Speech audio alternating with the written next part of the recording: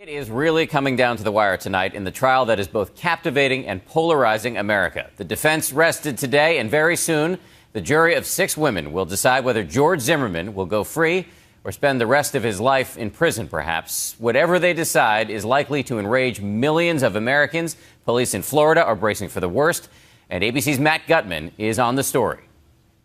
Have you made a decision as to whether or not you want to testify in the case? I object to that question. I think that's Mr. Overruled. Tensions boiled over in court today as Judge Deborah Nelson demanded that George Zimmerman answer the question on everyone's minds for months. Will he finally take the stand in his own murder trial? Mr. Zimmerman, have you made a decision as to whether or not you want to testify in this case? No, not at this time. Okay. Later in the day, she asked again. Finally, he gave his answer. And what is your decision, sir? After consulting with counsel, not to testify, Your Honor. He didn't testify, but it was the most he'd spoken in court in the 21 days since this contentious trial began. And with that, the defense rested its case, seemingly confident it had established to the 6-person, all-female jury that when the former neighborhood watchman shot and killed 17-year-old Trayvon Martin in February 2012, it was an act of self-defense. The jury's already heard him give his version of events, right? So it doesn't make a lot of sense for him to get on the witness stand. The jury's not going to hold it against him if he doesn't. In a dramatic day in court, the prosecution presented a mannequin during the questioning of defense witness Dennis Root, a law enforcement officer. Were you aware that the defendant described to his best friend that when he slid down, the defendant slid down, that Trayvon Martin was up around his armpits? Were you aware of that? No, I've not heard that. No, sir. Curious, jurors and even the defense team craned their necks to see. Some even stood up. Okay, well, where would the gun be now? Now the gun would be behind your left leg. Okay.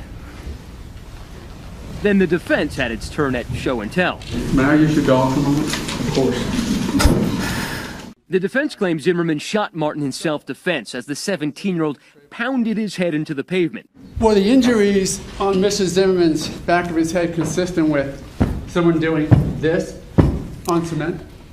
I don't think so. How about this? How about somebody resisting the attempt? The injuries, the 2 lacerations, could that have come from cement?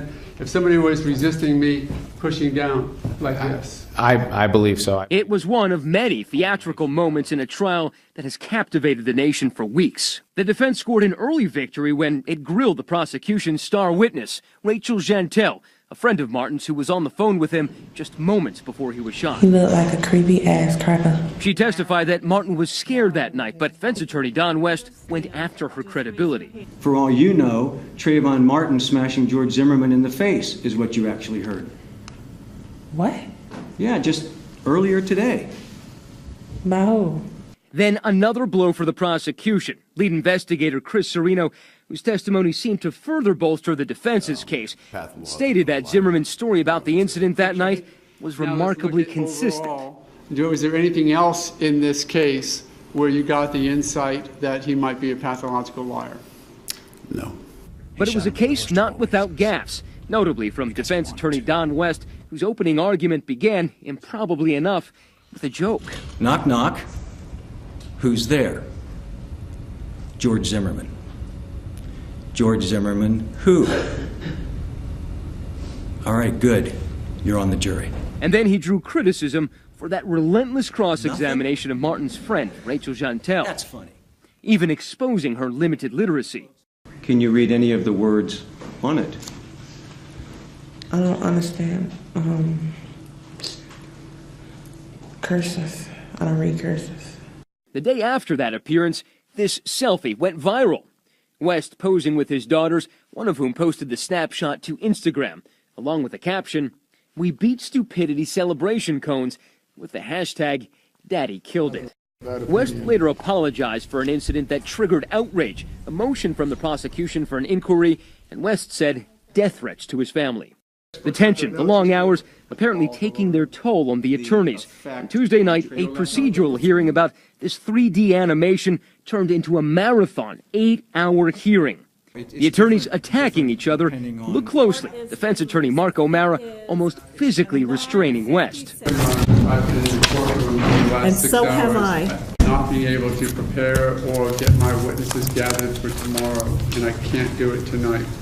I'll see you at 8 Judge, in I'm the not morning. physically able to keep up this pace much longer. It's 10 o'clock at night. We started this morning. We've had full days every day. Weekends, depositions at night. Thank you. The prosecution's strategy was to hammer away at Zimmerman's credibility, highlighting any inconsistencies during the trial. There are two people involved here. One of them's dead and one of them's a liar. And one of the crucial questions at stake, who was heard yelling for help on the various 911 calls from the night of the shooting? Do you know whose voice that is in the background screaming?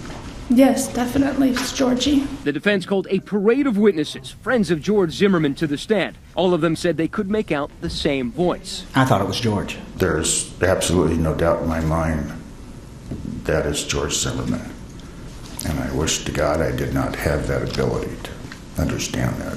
But the jury also heard emotional testimony from Trayvon Martin's parents who disagreed. Who do you recognize that to be, man? Trayvon Benjamin Martin. I was listening to my son's last cry for help.